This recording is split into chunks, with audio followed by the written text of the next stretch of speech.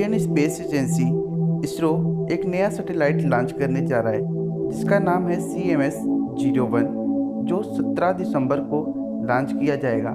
इसे PSLV C-50 के rocket के द्वारा लॉन्च किया जाएगा। ये रॉकेट उन सभी रॉकेट के रिप्लेसमेंट के लिए लॉन्च किया जा रहा है जो इसके पहले लगाए गए हैं या फिर जिनका कम्युनिकेशन सिस्टम बिल्कुल ही ख़राब हो चुका है। तो इंडियन स्पेस एजेंसी इसरो यहाँ पे एक नया रॉकेट लॉन्च करेगी जो कि 17 दिसंबर को लॉन्च होने वाला है।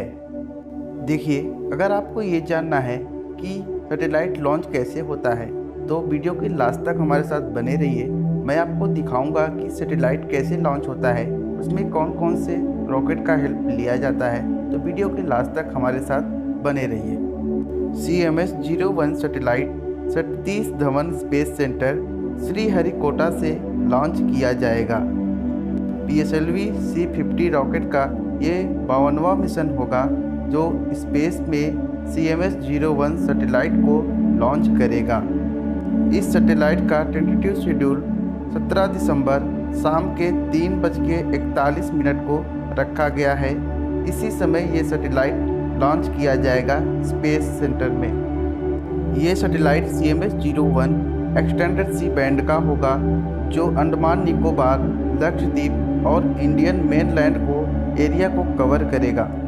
CMS-01 42वां सैटेलाइट होगा कम्युनिकेशन का जो भारत द्वारा स्पेस में लॉन्च किया जा रहा है। इस सैटेलाइट का दूसरा नाम GSAT-12R है जो 1500 वाट इसका पावर होगा। तो चलिए अब देख लेते हैं कि स्पेस में सैटेलाइट सिस्टम को कैसे लॉन्च किया जाता है। आप ये वीडियो देखिए तो आपको पूरा समझ में आ जाएगा।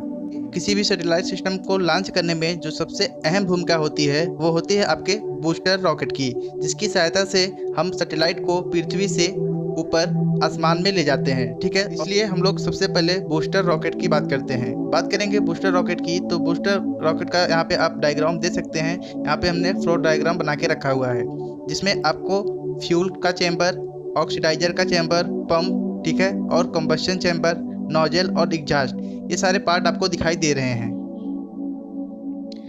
देखिए, होता क्या है कि आसमान में अधिक लोड लेके जाना संभव नहीं होता। जितना कम लोड रहेगा हम उतने कम समय में ऊपर जल्दी पहुंच जाएंगे। तो इसलिए हम लोग क्या करते हैं कि यहाँ पे जो हम फ्यूल यूज करते हैं वो अलग अलग यूज करते हैं। जैसे कि फ्यूल के रूप में हम लोग अगर हाइड्रोजन लेते हैं तो ऑक्सीजन के साथ इसका क्रिया कराते हैं। तो यहाँ पे आपको ध्यान रखना है कि जब हम फ्यूल लेते हैं तो फ्यूल हमारा वो लिक्विड स्टेट में होता है। ठीक है, तो वो हम लोग लिक्विड स्टेट में लेते हैं। ऐसा हम लोग इसलिए करते हैं क्योंकि लिक्विड जो होता है हमारा वो गैस के कंपैरिजन में कम स्थान घेरता है। तो हमें कम स्थान में ज़्यादा से ज़्यादा फ्यूल लेना है, तो इसलिए हम लोग लिक्विड का यूज करते हैं। तो यहाँ पे हम लोग लिक्विड हाइड्रोजन को लेते हैं और यहाँ पे ऑक्सीजन को लिक्विड फॉर्म में ही रखते हैं। यहाँ पे देखिए जो नीले कलर का आपका चैम्बर बना हुआ है वो ऑक्सीजन का है। यहाँ पर फ्यूल और ऑक्सीजन दोनों का टैंक अलग अलग कर दिया गया है।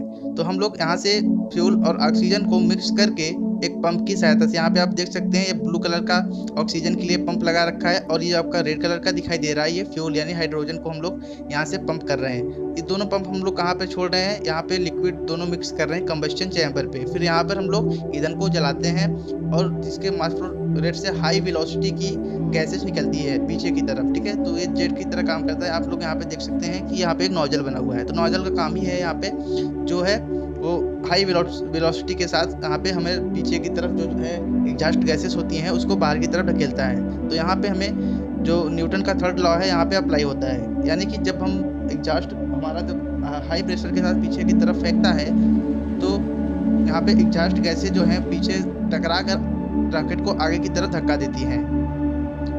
आप लोग यहाँ से देख सकते हैं कि यहाँ पे पीछे की तरफ जब झटका लगेगा तो रॉकेट इस डायरेक्शन में आगे की तरफ बढ़ेगा।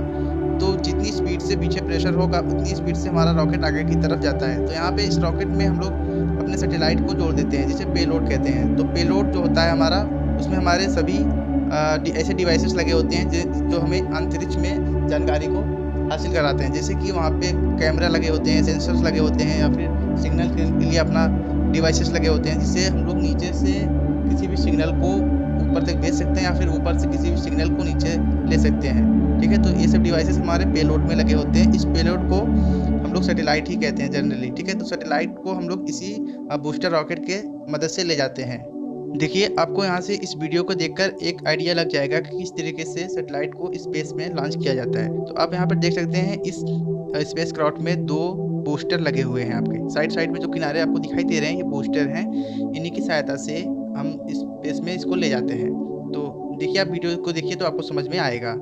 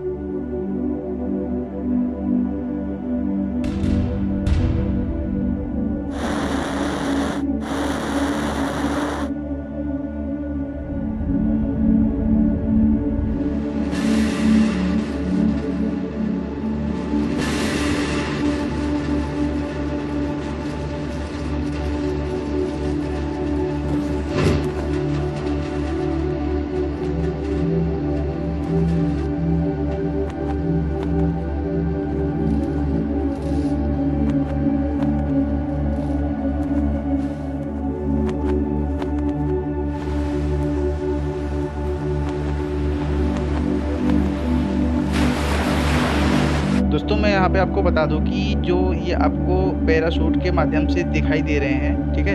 ये जो गिरते हुए आपको दिखाई दे रहे हैं, ये आपके बूस्टर रॉकेट के पार्ट होते हैं, जो वेस्ट पार्ट होते हैं, ठीक है? इन्हें हमें जो है स्पेस में ऐसे नहीं छोड़ सकते, क्योंकि वहाँ पे स्पेस बहुत ज़्यादा कचरा हो जाता है, तो इसलिए हम इसे पैराशूट की मदद से इसे समुद्र में गिरा देते हैं। तो ये बेसिकली इन पर साइंटिस्ट का कंट्रोल रहता है। ये साइंटिस्ट अपने कंट्रोल में करके इसको समुद्र में गिरा देते हैं, ठीक है? तो आप यहाँ पे देख सकते हैं। तो चलिए दोस्तों, बस आपको उम्मीद करते हैं ये समझ में आया होगा कि रॉकेट को कैसे लॉन्च किया जाता है ऊपर, ठीक है, सैटेलाइट।